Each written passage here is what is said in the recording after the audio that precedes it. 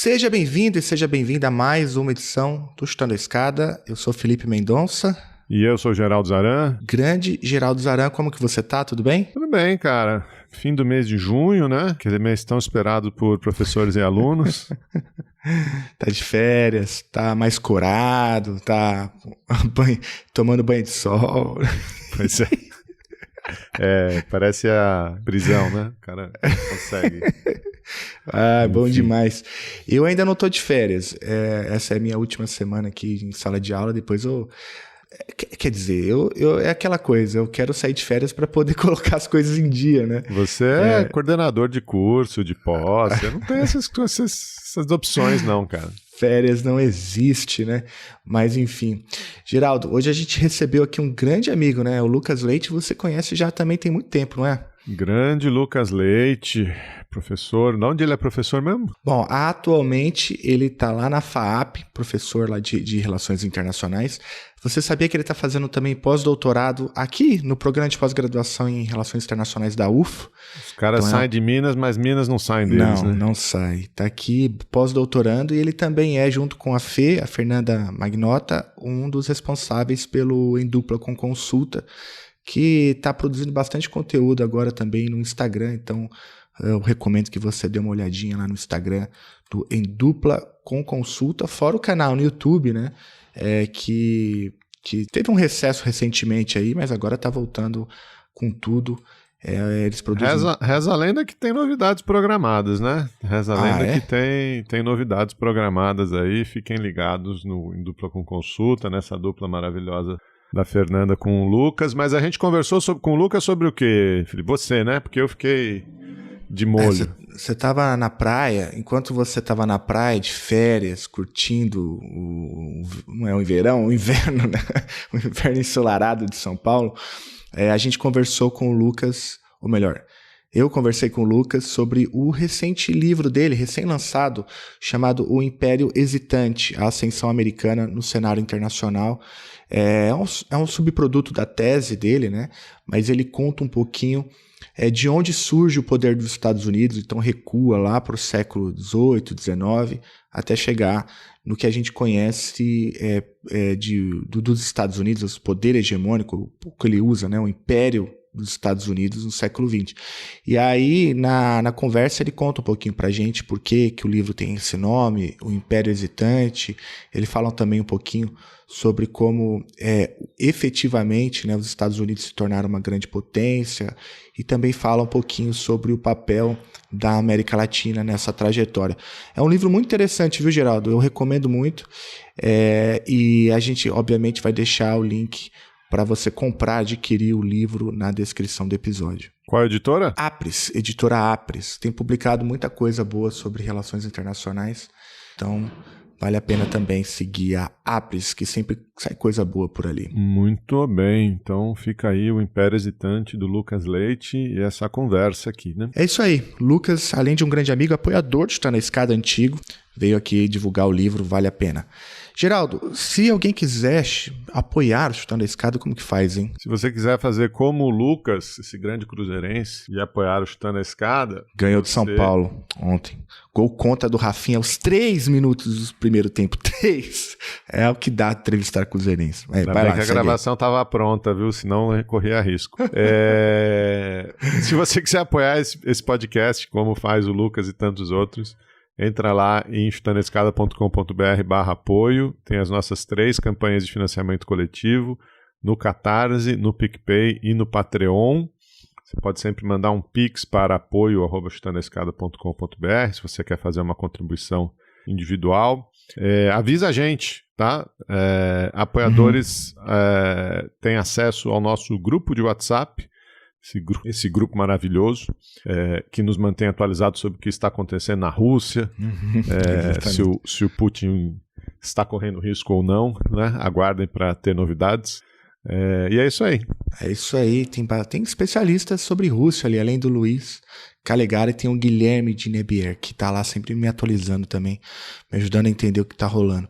E se você, obviamente, não puder ajudar financeiramente, você pode compartilhar esse episódio com a sua rede de amigos, pode mandar para o crush. Tenho certeza que será amor à primeira vista. Geraldo, vamos pro papo? Vamos lá, Lucas Leite, o Império... Hesitante. Lucas Leite, o tipo Império jogral. Hesitante. Vamos lá.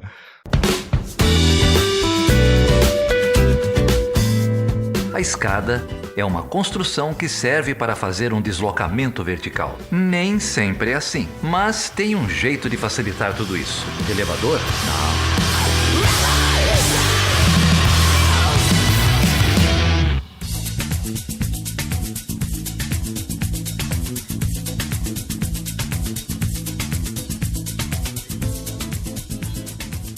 Olha só, e hoje eu tô aqui, infelizmente, sozinho. O Geraldo tá ali com uma agenda de estadista, né? Não pôde chegar aqui a tempo da gravação de hoje, mas eu tenho a alegria de poder contar aqui mais uma vez com a presença de um amigo, sobretudo, mas de um pesquisador também bastante importante, um americanista, de mão cheia, Lucas Leite. Muito obrigado, Lucas. E, além de tudo, um apoiador do Chutando a Escada que muito nos honra, né? E fico bem honrado também por você acreditar desde muito tempo no Chutando a Escada como um projeto de divulgação científica na área. Lucas, que bom ter você aqui, cara. Obrigado por topar falar comigo. Imagina, a honra é toda minha. Eu fiquei super feliz com o convite. Desculpa, pessoal, a voz tá um pouquinho assim zoada, porque tá todo mundo com uma gripe, um vírus, sei lá o que passando por aí. E então a gente está fazendo na raça, pelos amigos mesmo, para deixar acontecer, da gente tentar regravar pela 25ª vez, porque eu cancelei umas 1000 vezes, então é desse jeito, na base da amizade mesmo. Eu cancelei umas outras 1000, né? Então... É isso! A gente vai encaixando, é assim que funciona. Professor de final do trimestre, né? Não tem como. Mas obrigado, eu que agradeço o convite, eu estou super feliz de estar aqui, eu sou um apoiador convicto do Chutando a Escada, um fãzaço de vocês, e que o projeto tenha muitos e muitos anos ainda para frente. Muito obrigado. Quem não conhece o Lucas, chegou agora aí no universo das RI, o Lucas, ele é professor lá da FAAP, do curso de Relações Internacionais. Está fazendo pós-doutorado no programa de pós-graduação em Relações Internacionais da Universidade Federal de Uberlândia e também é um dos responsáveis, aí provavelmente boa parte dos nossos ouvintes te conhece mais pelo EDCC, que é um canal em dupla com consulta. Tem ali vários vídeos de divulgação científica na área, tem entrevistas também que eu gosto muito. Eu mesmo já tive a alegria de ir lá. E também tem um Instagram muito ativo aí na área de relações internacionais, divulgando coisas, livros, sempre de uma maneira muito didática, lúdica, interessante. Então recomendo também que vocês sigam o Lucas e o EDCC lá no Instagram.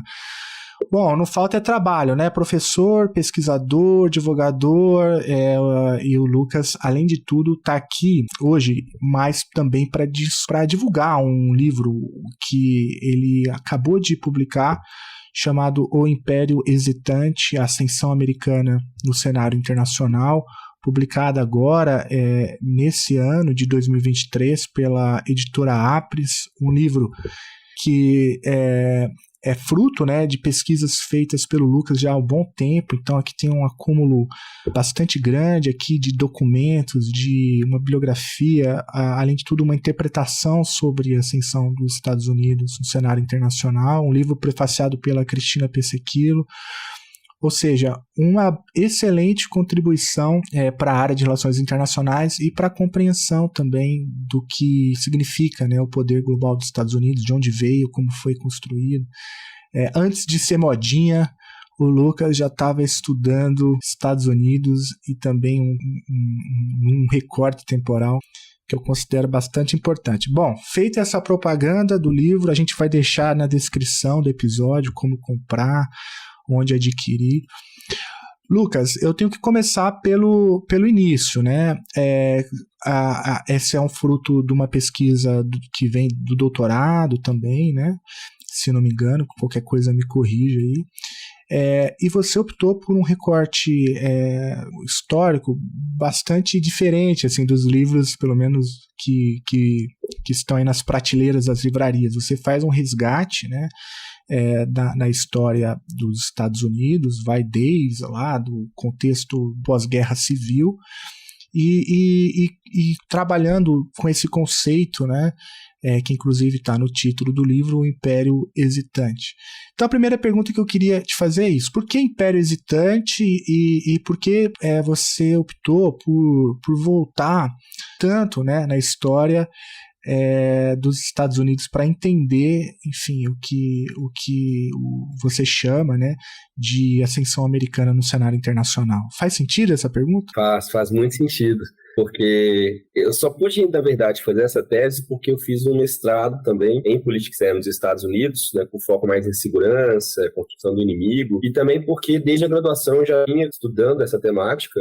Meu foco na graduação foi o governo George W. Bush, então eu focava muito na questão da guerra ao terror, do uso das metáforas, né, das figuras de linguagem, para tentar entender como que ele construía esse senso de urgência, que está sempre existente nos Estados Unidos, em qualquer discurso e tudo mais. Os resgates históricos, por exemplo. Desde a graduação eu já gostava e já queria analisar a partir do que a gente chama de análise do discurso, né? Que é uma ferramenta, uma metodologia que eu acho super interessante, ligada a abordagens menos positivistas das relações internacionais, da ciência política, que tenta entender, eu não vou dizer o que está por trás, mas o que está velado, talvez, né? Dos discursos, das narrativas, palavra que está muito na moda hoje em dia, né? Essa questão de narrativa e tudo mais, mas também a ideia de mitologia, de mitos, de heróis, de como que um discurso pode transformar alguém em melhor, mais avançado, mais progressista e assim por diante, né? E algumas conclusões que eu tive lá naquele período, né, me ajudaram muito a construir esse caminho inicialmente no mestrado a partir de todo o período pós-Guerra Fria, que depois eu viria então, e aí eu vou explicar esse salto, né, para o começo, para metade, na verdade, do século XIX até começo do século XX. Na prática, quando eu estudei no mestrado a partir da análise do discurso, os discursos do Bush, Clinton, de George Bush pai, etc., eu comecei a reparar que existia uma certa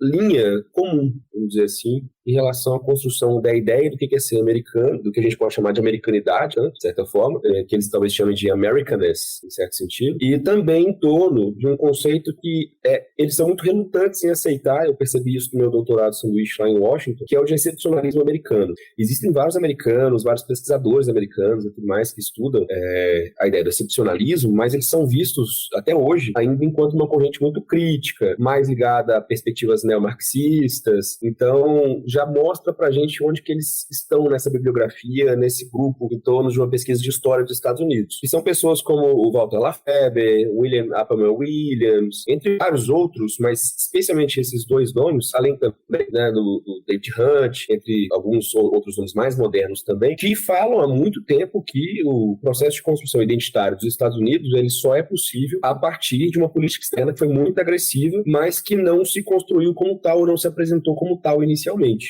Porque se nós pegarmos já o período Guerra Fria, ali está óbvio uma questão de agressividade que tem a ver com a questão da contenção, coexistência pacífica, a relação com a União Soviética, detente, e aí vai. No período pós-Guerra Fria, vem essa busca, né, do que eles chamam de In Search of Monsters to Destroy. Afinal, qual que é o inimigo? Né? Para que serve a OTAN? O que eu vou fazer com todo esse aparato político, industrial, militar? Não tem muito caminho, vamos colocar dessa forma. Então, a gente repara que até o 11 de setembro você tem uma ideia muito focada na ideia de ordenamento, ordem, né? Ordem versus caos. Esse binômio muito forte, civilização e barbárie. E depois do 11 de setembro fica muito fácil, na verdade, construir a ideia do inimigo em torno de uma noção. Porque não existe um inimigo definido na guerra ao terror, né? Quem é o inimigo da guerra ao terror? É o Osama Bin Laden? Beleza, eliminaram o Osama Bin Laden. Quem é o próximo? Teve antes Saddam Hussein. E depois, quem é? Esse discurso ele vai servir, inclusive, para a Rússia, para a China, para fazer uma série de iniciativas, né, em regiões que eles consideram separatistas ou de identidades distintas, né, que contrapõem a noção de uma identidade comum, tanto na China quanto na Rússia, e que se a gente pegar nos Estados Unidos, é igualzinho. Então, todos esses grandes países que lidam com essas lógicas da alteridade estão sempre sofrendo com essa questão, ou melhor, estão sempre usando essa questão para dar legitimidade, para deixar fechadinha a identidade deles. Só que no caso dos Estados Unidos, eu reparei que esse discurso ele era muito gritante. Ele talvez por causa da história dos Estados Unidos, de como eles se viram desde o começo, de uma nação, a nação da cidade em cima da colina, a Nova Jerusalém, aquele local em que tudo vai ser possível, em que a gente vai se abster de tudo de mal da Europa, né? A ideia da da monarquia, do colonialismo, da Igreja Católica. Esses elementos todos parecem que realmente ficaram lá atrás na história, mas não ficaram. Eles estão presentes demais na construção do discurso do que é ser americano. Então, esse retorno todo do qual eu falei agora, por que eu vou parar lá em 1865? Porque eu percebi que era impossível entender de fato como certos discursos sobre identidade dos Estados Unidos, ou pelo menos, sem entender de onde vem a coesão inicial desse discurso, eu não consigo, de fato, fazer novas pesquisas hoje em dia, pelo menos daquilo que eu queria, que é me enveredar hoje em dia mais por uma linha mais da questão pós-colonial, pela ideia justamente de entender esses processos a partir da cultura, etnia, raça, enquanto instrumento sociológico, obviamente, e como que isso está arraigado na identidade dos Estados Unidos hoje em dia. Eu fui analisando até Bush filho, mas ainda pesquisei algumas coisas de Obama, escrevi alguns artigos de Trump, e essa coisa sempre voltava, que era a noção de um povo que se considera muito especial, se considera de fato destinado por Deus a liderar os demais, e isso existe em 2023. Não é um discurso só dos Estados Unidos, é bom lembrar, os britânicos têm esse discurso também, os franceses, os britânicos, os russos, os chineses, e aí a lista é longa. Por quê? Porque esse senso de pertencimento especial, senso de missão divina, é um dos elementos que amarra a identidade de uma nação com um Estado. Para o Estado existir, para ele ter sentido, para ele ter legitimidade discursiva mais prática, né, para ele existir na realidade, ele precisa ter esse discurso anterior que dá sustentação. Por isso que eu gostei também de ter usado tanto as abordagens pós-estruturalistas, porque elas me deram uma base muito boa em relação, né, aos estudos, principalmente do Dave Campbell e do Rob Walker, com a relação inside-outside. Mas a gente pode falar isso daqui a pouquinho. Né? Então, a minha primeira questão, voltando para a sua pergunta, foi essa. Eu falei, olha, eu preciso entender de onde vem, principalmente de onde vem muitos desses conceitos e discursos e construções históricas que são trazidas agora e que fazem sentido para os americanos. E aí, né, fiz minha pesquisa e tudo mais, a gente fala um pouco mais dela ao longo da nossa conversa, mas basicamente o que eu tinha de hipótese é que eu acho que isso comprovou, eu acho não, na minha pesquisa isso comprovou que os Estados Unidos, eles sempre foram imperiais, sempre tiveram o imperialismo enquanto ideologia dominante do seu processo de expansão e construção territorial, portanto geográfica, empírica, assim como identitária, né, que é a ideia do Jackson Turner, da expansão constante da fronteira, a ideia da conquista do Oeste.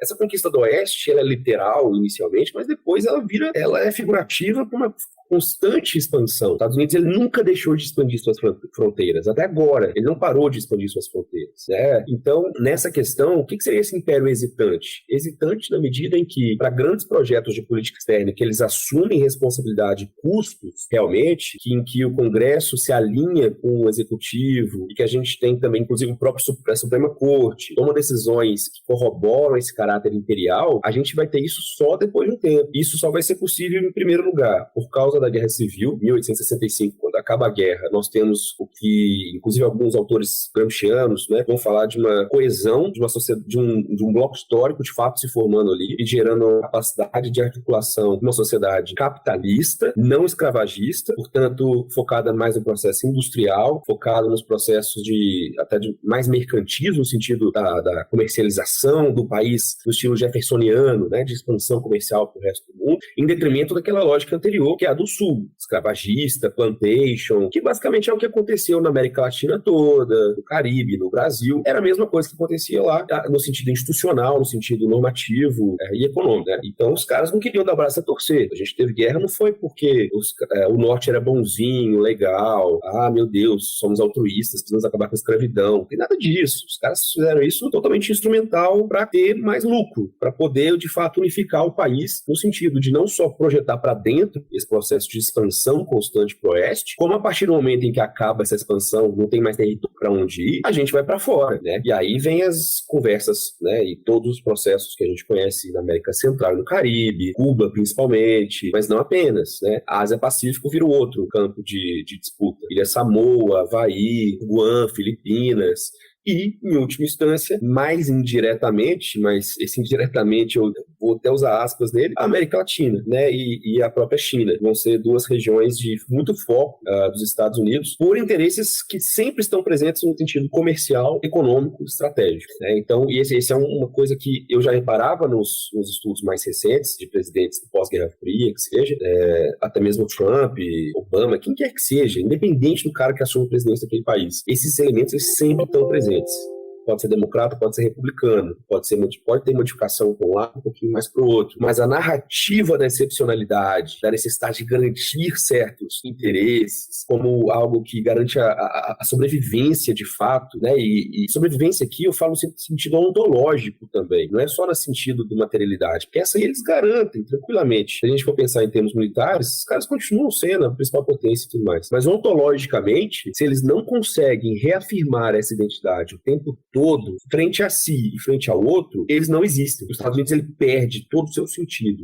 Então, lá atrás, eu reparei que da Guerra Civil até ao que a gente chama do período da reconstrução, até mais ou menos 1877, a gente vai ter um diálogo muito grande no país, mas um conflito muito grande no país. A Guerra Civil não acabou com o conflito racial. Pelo contrário, é ali que ele toma o caráter de radicalização, né, que a pós-colonialidade vai trazer pra gente. Olha, aquilo é a formalidade colonial. O que a gente tem daqui pra frente é ideologia, é o imperialismo enquanto ideologia, o colonialismo enquanto ideologia, porque vamos olhar, né, as leis Jim Crow, por exemplo, o que elas fizeram com a população negra, vamos olhar os chamados Black Codes, que são essas constituições estaduais, já que eles são, né, essa federação toda, tão libertária nesse sentido, cada estado faz a sua.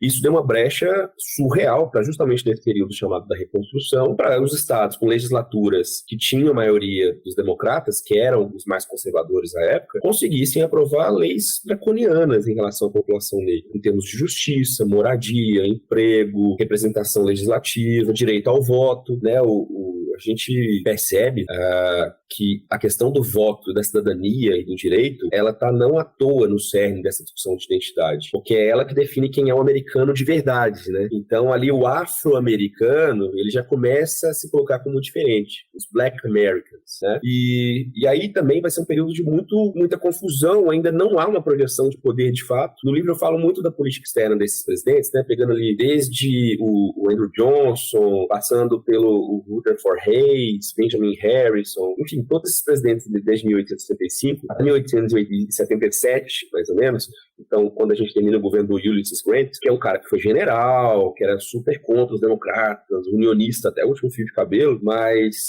vão ser governos péssimos. O governo do Andrew Johnson foi horrível, não teve estabilidade nenhuma, não foi um governo inexistente. Ele conseguiu brigar com radicais republicanos, com republicanos tradicionais, com democratas do poder. Ninguém gostava do cara, porque ele é epítome desses, vamos dizer assim, quem que a gente diria hoje que é esse tipo de pessoa?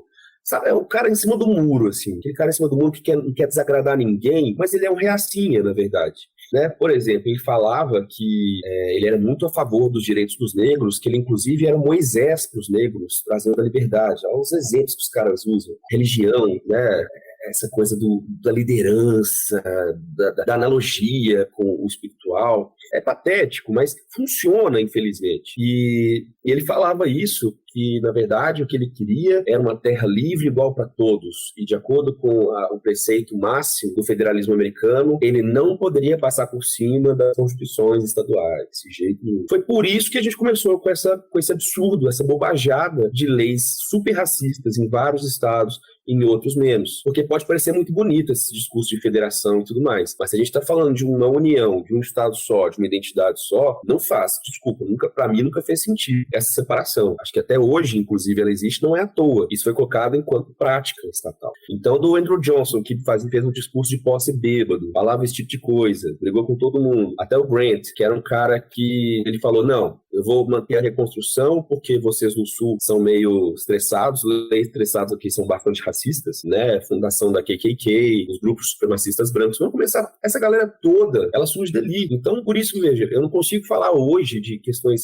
raciais nos Estados Unidos sem falar que esses caras, a KKK, esses grupos todos, surgiram na base do Estado. Eles eram os grupos dominantes da política, da economia, e só foram combatidos porque chegou um nível de radicalização nesses locais que a população branca ficou assustada. Ou seja, quando mexeu com a população branca, a gente mexe em tudo, né? Não é tão diferente hoje quando a gente fala até de Covid, né? Você tem certas regiões que a gente teve nos Estados Unidos que não foram contempladas, mas aí quando a população negra tem maior dificuldade de ter a vacinação dos Estados Unidos e passa a ter mais Covid, e isso aumenta dos casos também dos brancos, aí começa, sim, uma política geral do governo Trump. Antes disso, é necropolítica pura, né? A exclusão dos corpos de quem pode e quem não pode, que sempre existiu. E no sul dos Estados Unidos, eles vão ter isso radical. E no norte, né, pegando esses presidentes, então, não vai ser diferente. Por quê? Porque o Lincoln é outro cara que era um racistaço, né? Ele não é esse bonitinho, legal, vai liberar todo mundo. Isso é uma bobagem, né? Eu fico da vida. E foi um dos grandes motivos que eu quis fazer essa pesquisa. Foi mostrar por A mais D que o grande plano do Lincoln, que ele sempre teve, era mandar de volta para a África. Era comprar umas ilhas na América Central e mandar a população ex-escravizada. Isso que patético, né? Ou seja, o que ele estava querendo fazer? Uma política eugenista, de exclusão dessas pessoas, como se elas não fossem ali,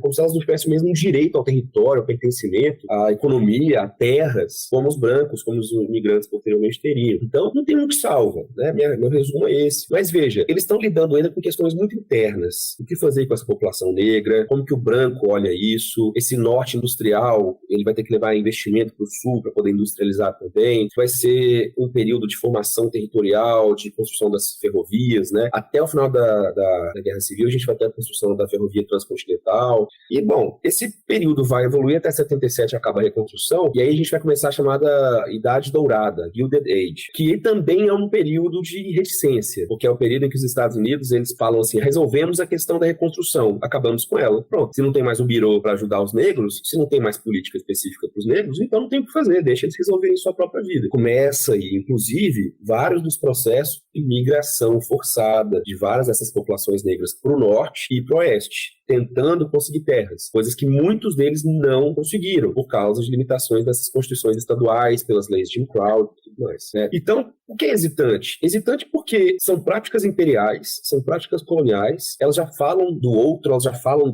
especialmente dessa ideia do negro enquanto o outro, por isso que eu falo que essa expansão geográfica territorial ela é ontológica, no sentido de quem pode, quem é americano ou não, e o negro sempre esteve ausente. Se a gente pegar naquela brincadeira Side Outside, que fala de caixas constantes, né? Rob Walker, você tem um núcleo duro do que é ser americano. E aí você vai expandindo de acordo com a conveniência. Em eleições, por exemplo, todo mundo é americano. Todo mundo eu quero voto, todo mundo faz parte, eu vou te incluir, imagina. Quando a gente fala de outros elementos, violência policial, acesso à universidade, acesso à moradia, transporte público, aí você vai começando a limitar de novo. Limita em relação ao latino, ao negro, ao asiático, ao chinês, por exemplo, né? Isso vai seguir até o que a gente chama ali de Guerra Hispano-Americana, mais ou menos. Eu diria que ele é o grande marco. Então, afinal, ele deixa de ser hesitante? Na minha concepção, sim. Ele é um império hesitante, ele hesita em assumir esses custos até a Guerra Hispano-Americana. Eu diria até que essa Guerra Hispano-Americana seria um bom marco para a gente ver o período de transição do que seria a Idade Dourada para a Idade Progressista, que eles chamam de progressista, que já seria mais para o comecinho do século XX. A Idade Dourada seria esse período mais de superindustrialização do país e tudo mais, em que eles ainda estão olhando para dentro, mas veja, já estão olhando para dentro pensando para fora. Exportação, novos mercados, a regra é essa. E por que eles estão falando disso? Porque o capitalismo naquele período era mais tosco ainda do que a gente poderia imaginar no sentido de superprodução, né, de uma superexpansão constante. Então, nós estamos falando de Estados Unidos, Japão se industrializando muito forte, Alemanha, Itália, França, Inglaterra já industriais, a Rússia em certa medida, muito pouco.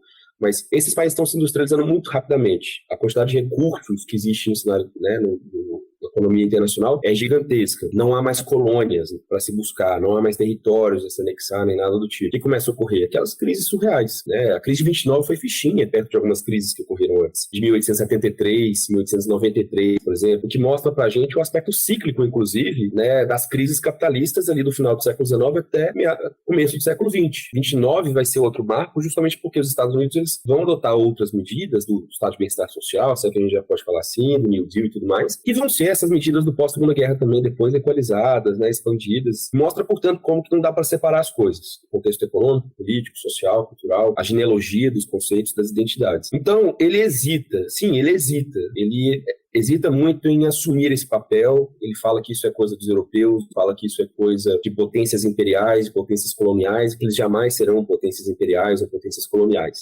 Mas, ontologicamente, eles são imperiais, imperialistas, né, colonialistas, desde a sua fundação, desde o seu início, né, desde o seu início mais recôndito. Por isso, então, que eu preferi, eu quis chamar o livro, né, nomeá-lo de Império Hesitante. nesse caso. Nossa, Lucas, você falou tanta coisa interessante, assim, eu tenho tanta pergunta e eu fico até sentindo a pressão aqui do ouvinte, porque eu certeza o ouvinte também tem, né? E falar, agora vamos ver se o Felipe vai acertar na próxima pergunta, né?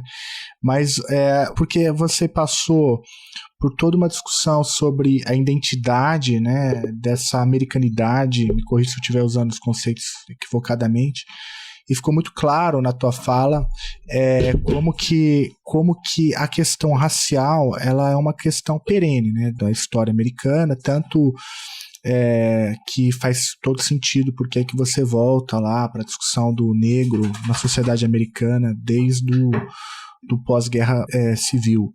E isso mostra, e faz, né, você faz essa ida e vinda na história para a discussão contemporânea, e a gente vai entendendo, né, entre outras coisas, que essa é uma fissura, né, estrutural do tecido social americano, né, e que o trumpismo é um efeito disso,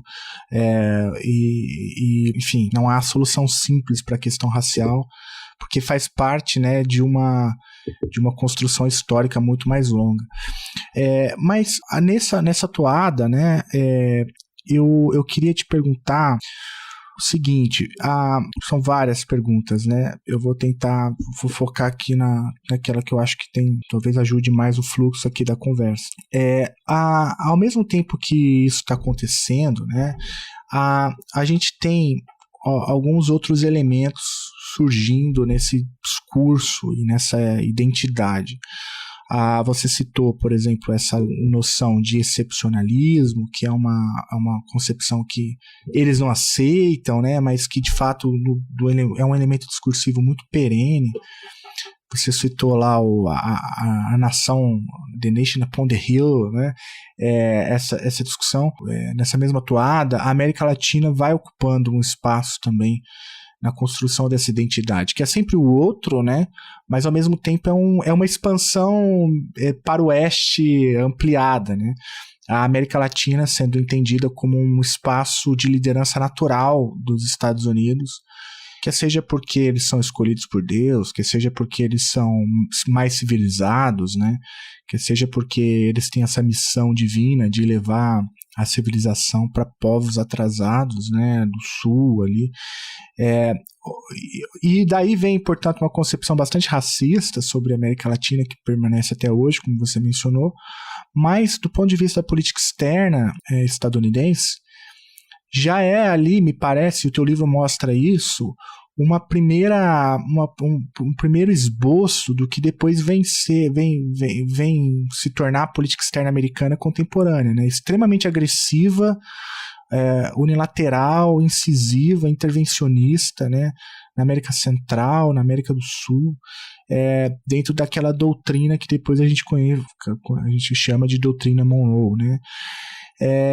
Então, transformar isso numa pergunta, como que, então, na medida que esse império hesitante vai se consolidando, como que a América Latina, então, vai ocupando esse espaço, tanto na identidade, né, do estadunidense como um outro, né, e também como um esboço de uma política externa bastante agressiva, né?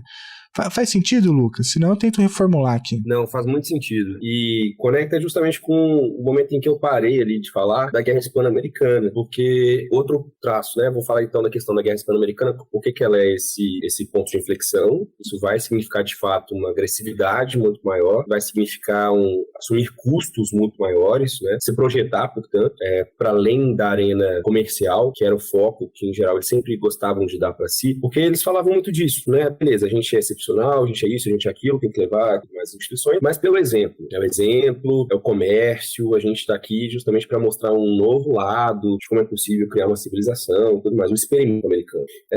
Isso junto com o discurso excepcionalista, né, a gente vai passar por um elemento que você disse também que é central, que é essa fissura da identidade americana, social, da estrutura completa da existência do que é ser americano, que é a questão racial, né? Então, na minha concepção, eu não consigo mais ver qualquer tipo de análise hoje que leve em conta questões identitárias que não pense no conceito de raça enquanto elemento central. E aí falando de interseccionalidade, falando justamente da ideia de que a gente falar de mulheres nos Estados Unidos tem que passar pela questão racial. A gente falar de questões econômicas e dos grupos econômicos, das classes sociais, tem que passar, e tem muito que passar pela questão racial. Então, a história dos Estados Unidos é uma história de alteridade em que a raça sempre foi um elemento de coesão e de destruição dessa coesão, né? É justamente essa pia mesmo da identidade, né? Que ela reforça aquilo que ela é e que ela não é.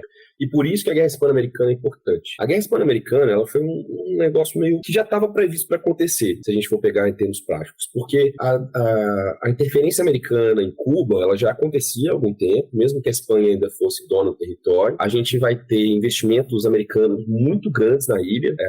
Então, perceba, muito dinheiro envolvido, muitos atores envolvidos, plantações, né, principalmente desses grandes latifundiários do sul dos Estados Unidos também presentes ali na América Latina, mas em especial República Dominicana, Haiti, na Ilha de Dominica, né, na verdade espanhola, perdão, além também de outros países da América Central, que era, eu tenho uma charge que eu peguei lá na Biblioteca do Congresso, acho que foi lá, que eles falam que o Caribe é o nosso Mediterrâneo, né, fazendo uma clara alusão ali da ideia a Europa e os povos colonizados abaixo, inferiores, então nós aqui, americanos, estadunidenses, e os povos inferiores, que são o nosso quintalzinho. E veja, eles não queriam, os presidentes americanos eram muito reticentes em qualquer tentativa de anexação de qualquer território. Foi-se antes ainda de Cuba, da Guerra Hispano-Americana, foram feitas algumas tentativas de aprovação no Congresso americano, que ou o Congresso não aprovou ou foi vetado pelo presidente, em especial Benjamin Harris e o Grover Cleveland. Eles eram bem reticentes em relação a essa questão, que era a anexação da República Dominicana,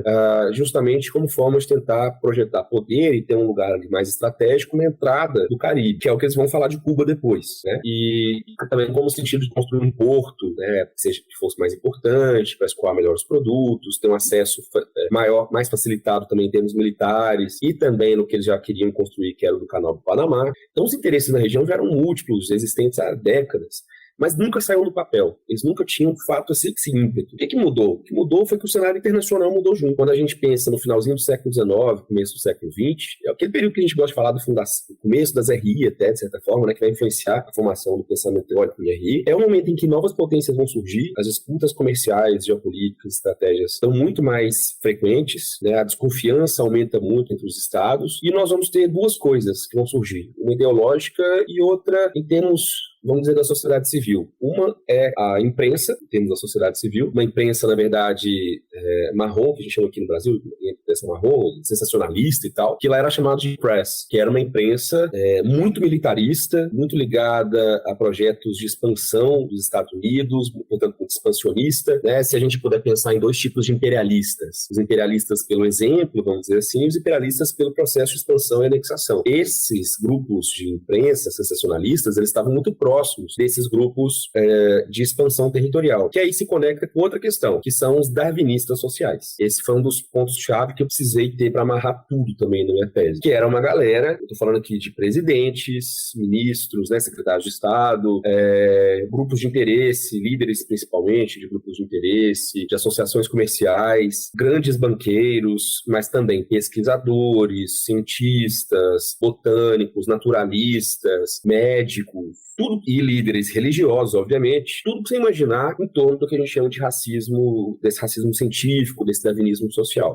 E isso vai surgir depois, né? Isso tem a ver também com a Europa, com o colonialismo, claro, mas nos Estados Unidos ele vai ganhar notoriedade muito forte porque ele vai ser institucionalizado, mesmo que em alguns casos mais veladamente. E sabe onde ele está presente? Em casos que a gente estuda, em política internacional, em questões de geoestratégia. Alfred Mahan, por exemplo, o próprio Jackson Turner, né, o Theodore Roosevelt, que vai ser um dos principais nomes dessa perspectiva, um dos caras, das piores pessoas que já pisou nesse planeta. O cara tinha na essência dele a lógica da colonização, da inferioridade do outro e tudo mais. Que nada mais é do que pegar o que Darwin falava em torno do conceito de evolução das espécies, né, de adaptação, veja, falando de conceitos biológicos que fazem sentido a partir de uma lógica, de um método científico analisado muito tempo e tudo mais, que ele inicialmente nunca levou para os humanos. Ele sofreu muita pressão para que isso fosse feito, e depois ele vai fazer uma versão revisada da evolução das espécies, e que ele vai tangenciar ali falando dos seres humanos. Mas ele não chega, inclusive, a ser categórico nessa questão de superioridade e tudo mais. Por uma questão muito óbvia. Existe uma espécie humana. Quando a gente fala de outros elementos da natureza, existem existem várias espécies. Então é natural que uma seja mais adaptada do que outra. Mas aí vem justamente, né, para a gente chegar lá na frente, para falar da América Latina, para falar como é que chega nesse processo da Guerra Hispano-Americana. E vai ser esse darwinismo social presente, principalmente, então, nesses governos ali do William McKinley e do Theodore Roosevelt, porque eles vão beber de alguns desses teóricos. O Roosevelt era amigo pessoal do Mayhew, né? Já tem essas indicações, essas conversas. Mas a gente tem que dar um passo atrás. Quem que financiava boa parte dessas campanhas? Os barões ladrões, olha o nome dos caras, né? Robert Barons, que a gente tem. São os grandes magnatas da época. Rockefeller, Morgan, Chase. Bom, se você dá uma pesquisadinha nos maiores bancos do mundo, crédito, né? Acho que você deve conhecer bem essa galeria. E, bom, eram eles que estavam patrocinando boa parte dessas eleições, eram eles que estavam patrocinando esse discurso, eram eles que patrocinavam essa mídia, e eram eles que acreditavam, olha que coisa, né, no empreendedorismo, na meritocracia, na ideia de que certos povos são mais evoluídos que outros. Então eles vão pegar toda essa deturpação que foi feita da teoria darwinista, né, darwiniana ali do Darwin, e vão ser cooptados por esse discurso. E os caras, eles vão fazer simpósio, vão financiar pesquisa, vão financiar partido político, vão financiar expedição científica, tudo que vocês imaginarem. Esses caras estão soltando dinheiro, e eles são muito ricos, não é pouco rico. A gente está falando de um nível de acumulação de capital que o próprio Theodore Roosevelt teve, e o próprio McKinley também tiveram que intervir na economia dos Estados Unidos com as leis antitrust do começo do século XX. Para quem não entendeu, é como se a gente tivesse o Trump, de certa forma, algum presidente muito liberalesco, assim, no sentido de tem que ser meritocracia, não tem que ter direito de intervenção no estatal, e o cara fazer isso, o cara adotar uma lei antitruste, assim, contra os principais nomes da indústria na época, que eram os magnatas, de fato, do petróleo, do alumínio, do ferro, das ferrovias, dos grandes prédios, da construção civil, dos Estados Unidos. Eles eram donos de tudo. Então, esses caras, eles vão ser influenciados por outros, como, por exemplo, Josiah Strong, Robert Fisk, o principal, Herbert Spencer, que vai ser um filósofo, que nem o Olavo de Carvalho, ele é tudo, né? Qualquer coisa serve pra ele. Olavo de Carvalho, o Herbert Spencer, só não sei se ele é astrólogo, talvez seja, ele não sabe, né? Coitado dos astrólogos, eu tenho um amigo astrólogo que eu fico chateado. Veja, o Herbert Spencer, ele era filósofo, pensador, adoro que eles diferenciam, mas essa é uma autodenominação, tá? Que eu tô trazendo para vocês nos textos deles. Ele era sociólogo, de acordo com ele também, e ele era naturalista e biólogo, botânico. E aí, de novo, a gente pode brincar um pouquinho de lá atrás, pegar na antropologia, né? Como é que na antropologia também está tudo conectado, como é que esses elementos culturais, portanto, fazem parte importante das relações de poder, a galera não aceita, né? Que antropologia, não sei o quê, cultura, não tem nada a ver com o RI, tudo tem tudo a ver, pelo amor de Deus. Os caras estão viajando quando tiram esses elementos das RI, né? Do estudo de política externa, que eu acho que é o mais legal. Então, o que vai acontecer? Você vai ter um arcabouço teórico, normativo, legal, porque a gente está falando de vários grupos que vão começar a ajudar a pautar leis, vão interferir, portanto, na indicação de juízes, vão indicar representantes como xerifes, e essa galera toda acreditando o quê? Acreditando que o branco, anglo-saxão, protestante, é o ser mais evoluído do mundo. Olha que coincidência, né? A coincidência é que são justamente os brancos americanos que vieram, né, fizeram a Nova Inglaterra, os peregrinos, aquela coisa toda, que são os britânicos, basicamente, né, os anglo-saxões. A gente está falando daquele povo especificamente. Mas também há uma correlação ali junto com outros povos, como, por exemplo, os que eles chamam de teutônicos, né, que vão ser os povos ali mais do norte da Europa e tudo mais, que seriam os colegas dos anglo-saxões, porque seriam mais resistentes. Aí entra determinismo geográfico, porque lá é frio, eles tiveram que ter mais resiliência, trabalharam muito para ter tudo que tem. Ética protestante, né? Aquela lógica weberiana de que a religião deles é que edifica. O catolicismo é preguiçoso, fica condenando lucro, aquele absurdo todo. Então veja, esses elementos, o WASP, né? White Anglo-Saxon Protestant, branco anglo-saxão protestante, isso está ali no cerne do que até hoje é ser americano. Se você sai uma vírgula disso, você vai virar Catholic American, você vai virar Latin American, você vai virar Black American, African American, no caso, você vai virar qualquer coisa, menos American. Irish American, que os irlandeses eram brancos, brancos, podiam até ser anglo-saxões e tudo mais, mas não eram protestantes. Então eles eram preguiçosos, eles não tinham modos, não tinham higiene. Olha como essas construções vão acontecendo, né, ao longo do tempo, em torno de tudo aquilo que é o contrário. Então os Estados Unidos eles vão crescendo e eles vão criando essas aberturas e fechaduras do quem é o americano e quem não é. Mas o núcleo duro da americanidade está definido desde o começo e não mudou até hoje, definitivamente. O Barack Obama foi uma exceção à regra, uma exceção total à regra. O sistema de eleição americano é um sistema elitista feito para não entrar ninguém que seja tipo, do clubinho mesmo. E aí, beleza. Então, vejam, esse é o discurso ideológico. Essa é a mídia que existe. Os intuitos expansivos já existem nos Estados Unidos. Eles só não conseguiram, né? Eles foram hesitantes,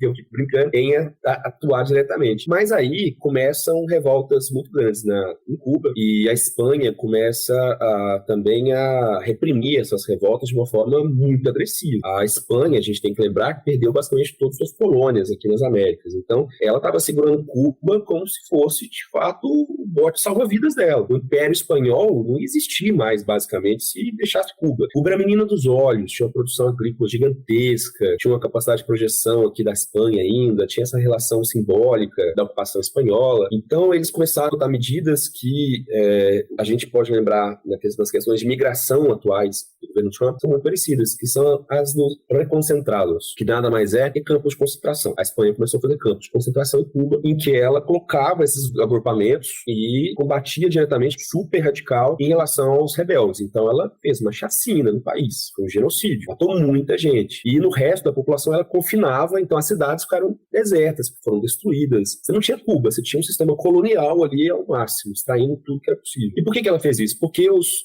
rebeldes cubanos estavam botando fogo em tudo. Estavam botando fogo nas cidades, estavam botando fogo nas plantações, estavam tirando dos espanhóis tudo aquilo que servia para eles. Casada, já adiantando o que já seria feito em muitos lugares, né, ou copiando mesmo. Os Estados Unidos, alguns grupos sociais dos Estados Unidos, de fato, de imigrantes cubanos, que já existiam, né, não existia Cuba, mas os migrantes da ilha, né, grupos de imperialistas muito interessados na anexação do território cubano, seria uma prolongação natural, de acordo com eles, do território. Além de grupos que, de fato, estavam ali discutindo direitos humanos e tudo mais, porque, sim, essas pessoas existem, né? Sempre existiram. E são poucas, sempre foram minorias, sim, mas existem, sempre existiram. Então, nessa medida, a pressão desses grupos junto a uma pressão muito forte dessa mídia e desses grandes esses influenciadores, né, no sentido dos que fazem pressão, dos que financiam e tudo mais, o governo McKinley começou a ficar muito pressionado e ele insistia, nós não vamos invadir Cuba, nós não queremos anexar Cuba, não é do nosso interesse, vai quebrar com tudo que é do nosso ideário, do exemplo, de não fazer nada daquilo que está do nosso território, que é coisa de europeu. Só que vai ter uma mini encenaçãozinha, né? Um navio dos Estados Unidos chamado Maine vai atracar no porto de Havana e ele vai explodir. Quando esse navio explode, a mídia americana explode junto. E o povo americano explode junto. É aquele sentimento do pré-Primeira Guerra Mundial dos europeus é igual aos americanos. A gente tem que ir pra guerra para mostrar que a gente é melhor que os outros mesmo. É o momento de provar nosso valor e tudo mais. Aí o McKinley fica muito, na verdade, sem opção e fala, nós vamos declarar guerra então à Espanha. A partir desse momento, né, e foi provado, inclusive, que não foi a Espanha que destruiu o Maine,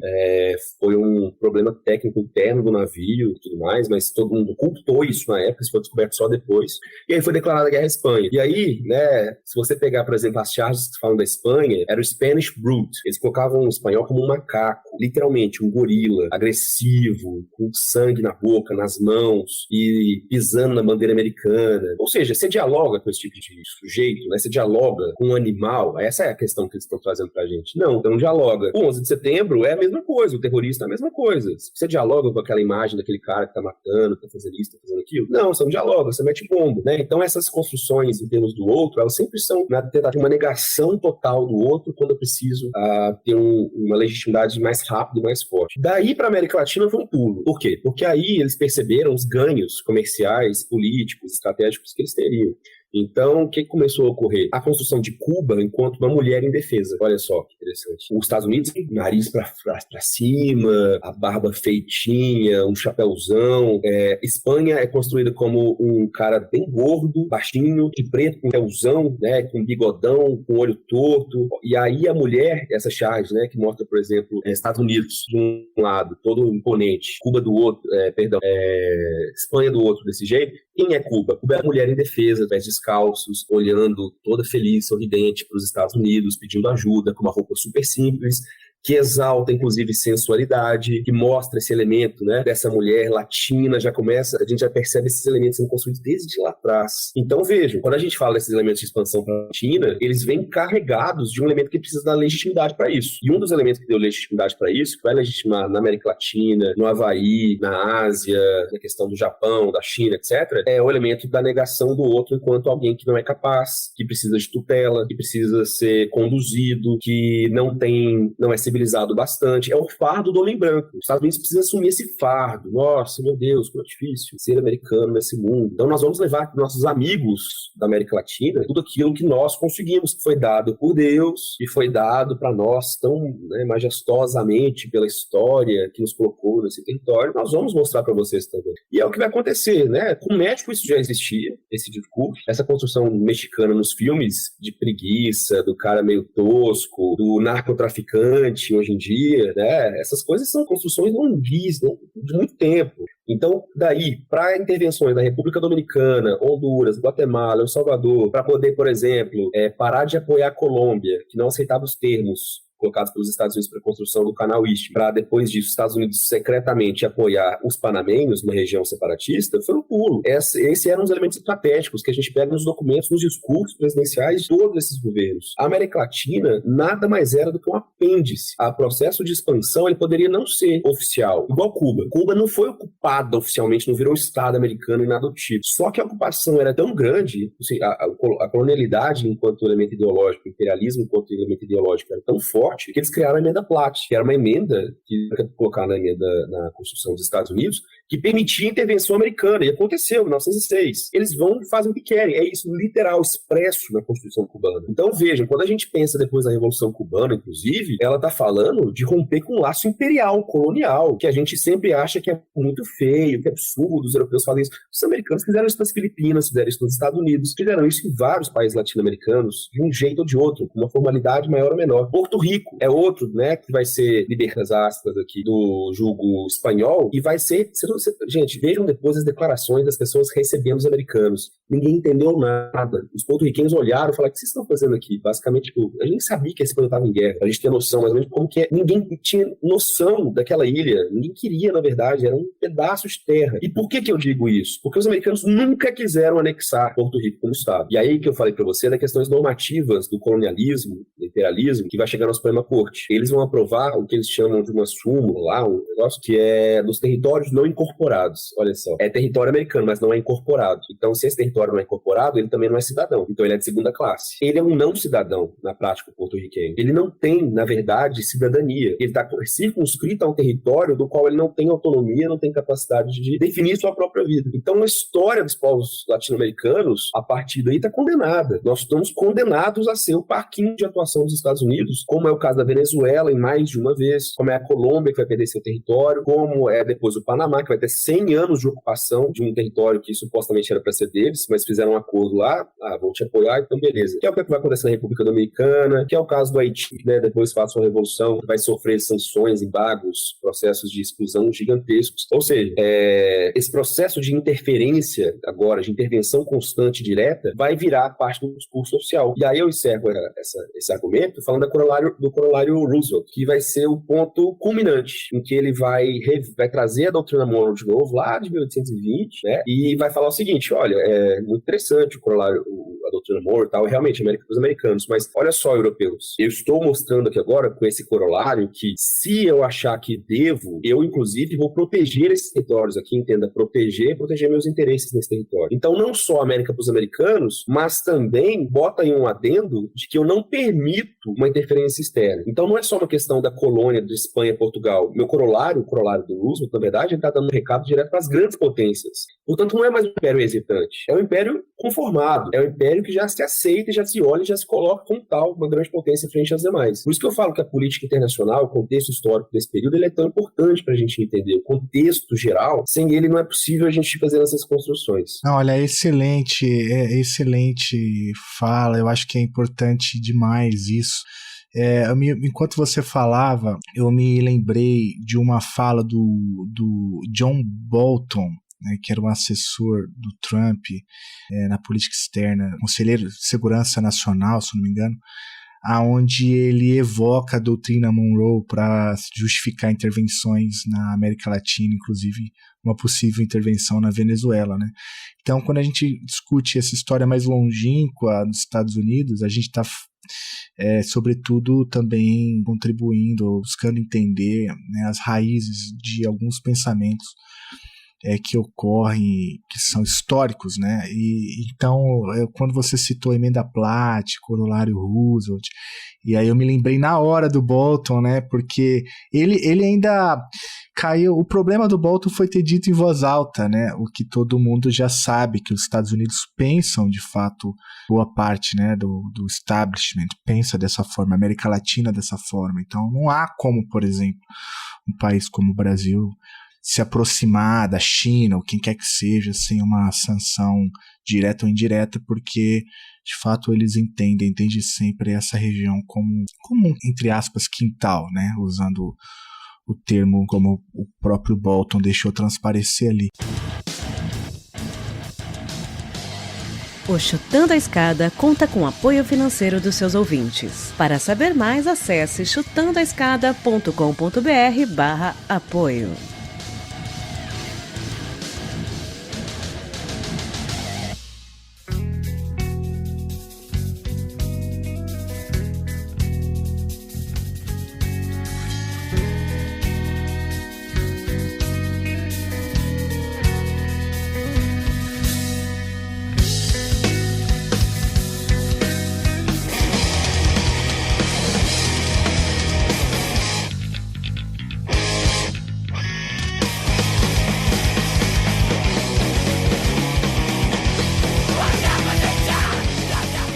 Ô Lucas, olha, obviamente eu queria ficar aqui com você mais horas a fio, mas eu sei que você tem compromissos aí de aula e eu não quero mais abusar da tua boa vontade, mas tem alguma pergunta que eu deveria ter feito e não fiz por absoluta incompetência, algo que você gostaria de falar e que, infelizmente, por incapacidade eu não permiti? Eu acho que é legal, talvez só falar dos chineses. Ah, não, legal. Inclusive isso chamou atenção porque aparece, né, a China já nessa, os chineses, né, primeiro como imigração, mas depois como também xenofobia.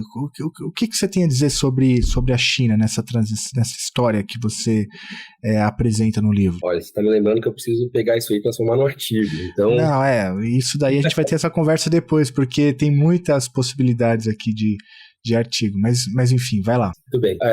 A questão da China, eu acho que ela é central e também interessante, porque a China nunca saiu do imaginário dos Estados Unidos. A China, inicialmente, ela não era vista como mercado consumidor, ela era vista como um negócio mesmo, afastado, uma coisa muito afastada, muito distante, muito exótica, olha as palavras, né?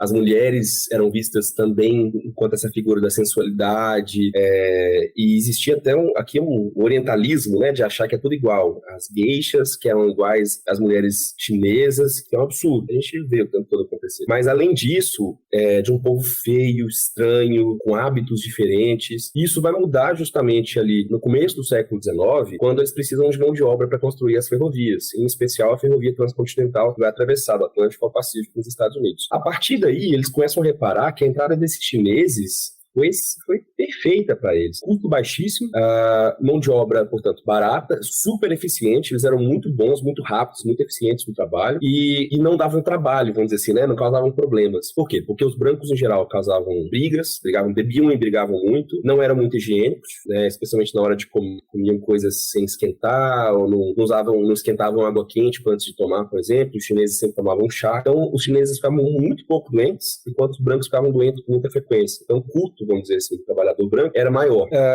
Então, aí nesse período, eles eram chamados de celestiais. Olha que interessante, né? Os caras saem de exótico, estranho, tosco para virar celestial. Eles vêm salvar a América, eles vêm mostrar como se trabalha, eles vêm construir nossa infraestrutura. Portanto, eles são muito bem vistos, eles são, ao mesmo tempo que eles são bem vistos, eles também são, de certa forma, desmasculinizados, né? Olha como eles são sensíveis, olha como eles são baixinhos, olha as mãozinhas pequenas deles. Então, ao mesmo tempo que eles são muito bem-vindos e celestiais, ainda tem um elemento de tutela, de efeminização deles. dentro de um discurso que coloca o feminino, né, portanto, inferior nessa relação eu e outro. Isso vai mudar de novo depois da Guerra Civil. Por quê? Boa parte das construções de ferrovias vão acabar ou vão perder dinheiro. Gastou-se muita grana ali na Guerra Civil, o Norte principalmente, esses magnatas todos estão trocando os investimentos deles, estão querendo focar no Sul, inclusive, e tem mão de obra barata agora no Sul, né? Você tem população negra ali que vai deixar de ser escrava e está procurando também uma forma de se inserir na economia e tudo mais. Esses chineses não importam mais, não são mais necessários. A partir disso, eles começam a ser excluídos novamente. E aí começa uma série de construções de novo em torno deles, que eles têm hábitos estranhos, que a língua deles é impossível de ser falada, que eles não sabem falar inglês, eles não têm capacidade cognitiva de aprender outra língua, que o máximo que eles conseguem é realmente fazer aquilo ali, portanto não tem que dar espaço para eles. Começam a aprovar uma série de leis que vão culminar nos Chinese Exclusion Acts de 1882, que é quando o chinês, pelos governos, mas principalmente pela Califórnia, Nevada e outros governos ali da costa oeste, eles vão começar a colocar restrições. Só pode entrar uma quantidade X de chineses, inicialmente japoneses também, mas depois eu falo rapidinho por que isso, que depois vão se tornando leis cada vez mais rígidas, draconianas, que viram essas leis de exclusão geral dos chineses feita pelo governo federal, que vai tentar, que só vai responder esses estados do oeste porque eles têm uma população já razoável em termos de votos, já representavam um colegiado interessante, e eles não queriam perder votos porque as disputas estavam cada vez mais rígidas, mais difíceis, em razão justamente também da mudança do perfil do voto no país. Então, o que acontece com esses chineses? Eles vão ter que migrar, e nesse processo de migração, eles vão principalmente para onde? Para as cidades que existem ali na Califórnia, Nevada, Oregon, que é essa região. Daí que surgem as primeiras Chinatown, né? Daí que surgem, inclusive, os estereótipos. Por quê? Porque eles vão trabalhar onde dá. E quais os empregos que eles vão conseguir? Os empregos de mulheres, que seriam femininos. Lavar roupa, cozinhar. Daí que começam a surgir uma série de restaurantes chineses, lavanderias com chineses, né? Que são esses estereótipos dos filmes, né? Das famílias chinesas que são donas de lavanderias de muito tempo. Aquele todo mundo ao mesmo lugar ao mesmo tempo, né? Que é justamente um pouco disso. Mostra essa família, nessa tradição toda. E eles vão sendo excluídos, de novo. Eles estão fora, eles voltam para dentro, eles voltam para fora. E hoje em dia, né? O que virou o argumento? O argumento lá atrás, o que a China ficou interessante no aspecto colonial imperial? Pelo grande mercado consumidor. Esse mercado consumidor nunca se efetivou, de fato. Ele nunca existiu, efetivamente. Então, o que eles pensaram? Junto com os países europeus, os Estados Unidos já sabiam, tinham todo o interesse do mundo em dividir a China em áreas estratégicas ali, no sentido geopolítico da coisa, muito mais do que no sentido comercial. A China não dava dinheiro, essa era a verdade. O comércio chinês era irrisório, perto, por exemplo, do comércio com Cuba, né? Então, vejam, eles foram tendo que buscar outros atributos para justificar, para legitimar essa intervenção na China. E aí foram pelo campo da tutela, de um povo que é atrasado, de um povo que tem hábitos estranhos, que precisa ser, portanto, trazido de volta à civilização. Que não é muito diferente do que acontece hoje em dia. Se a gente for pensar em como os chineses, de uma certa forma, são vistos como parte do sistema internacional, desse ordenamento, depois fora, dentro, fora, dependendo muito do governo, dos interesses em questão, né? E o Japão, mesma coisa. O Japão foi grande potência, dentro, fora, e grande inimigo, para depois grande aliado. Os japoneses foram considerados os únicos cientificamente de acordo com eles, né? No racismo científico, os únicos avançados. Por quê? Porque se institucionalizaram de acordo com os ocidentais. Assumiram todos os elementos ocidentais, viraram uma grande potência, os japoneses conseguiram copiar e melhorar tudo que era feito pelos ocidentais. E aí, beleza, com canhoneira, com grana, dá para respeitar. Então eles param de colocar limitação, por exemplo, aos japoneses, enquanto a dos chineses permanece, né? Nessa relação de poder, portanto, determinando também os aspectos identitários. Excelente, você vai precisar mesmo fazer o artigo, né? Porque aí tem muito pano para manga e tem muita discussão importante, inclusive para tentar entender as tensões sino-estadunidenses atuais, né? E veja, aqui tem tanto desdobramento possível. O livro, de fato, é uma boa aquisição para quem quer entender os Estados Unidos, entender a história dos Estados Unidos, entender algumas características que estão enraizadas, acho que essa palavra não é o ideal, mas assim, fazem parte de uma identidade, né, que foi construída à base de muito sangue, né, como o livro mostra. E Lucas, parabéns mais uma vez pelo trabalho, pelo livro. Aqui a gente depois pode conversar mais sobre intervenções específicas, né, o papel que a Venezuela ocupa desde muito tempo, né, o Panamá, as intervenções em Cuba, não vou nem entrar em Haiti, né, que é uma outra história também bizarrésima, e tantos outros, né, mas também tem aqui um desdobramento inclusive da própria área de relações internacionais, o que a gente lê, como ela foi estruturada, o mainstream, os ocultamentos, né, tanto da discussão de império, imperialismo, os ocultamentos da discussão de raça, né, tudo criado dentro de uma lógica de um Estado unitário com interesse bem definido, ocultando tensões internas muito grandes dentro dos Estados Unidos e debates que já vinham sendo consolidados. O darwinismo social, ou seja, como que a gente, antes do nazifascismo, como já tinha ali, né? E como a América Latina já vai sendo vítima de eugenias de todo tipo. Enfim, o livro, de fato, é uma contribuição muito importante em língua portuguesa, em preço acessível. Então, vou, mais uma vez, lembrar o ouvinte de que, sabe aquele presente que você está pensando em comprar para o crush ou para crush, como que é o termo da moda aí, Lucas? Na minha época era o ficante, né, o namoradinho, hoje tem termos mais hoje é o crush. Hoje é o crush, né? Então, olha só, corre lá na descrição desse episódio, lá tem um link para você comprar o livro Império Hesitante, Ascensão Americana no Cenário Internacional. Tenho certeza que você vai arrasar com o crush. Depois desse presente, certamente o amor se consolidará para todo o sempre.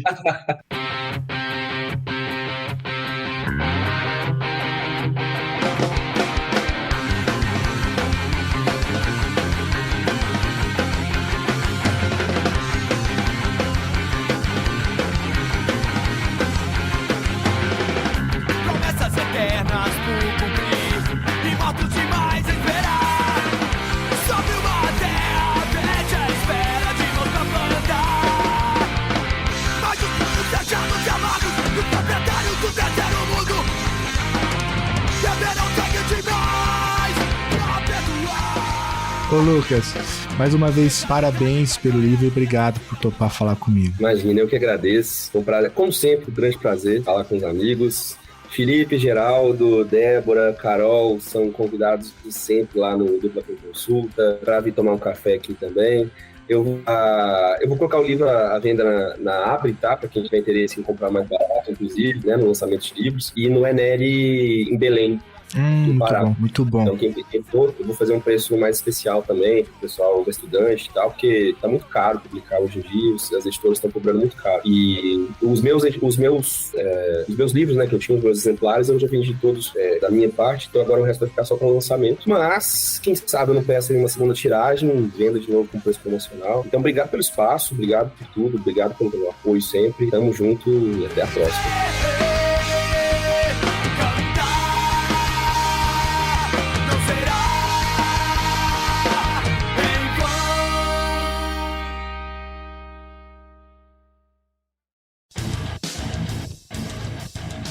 Você acabou de ouvir mais um episódio do Chutando a Escada. Para apoiar, acesse chutandoaescada.com.br/apoio.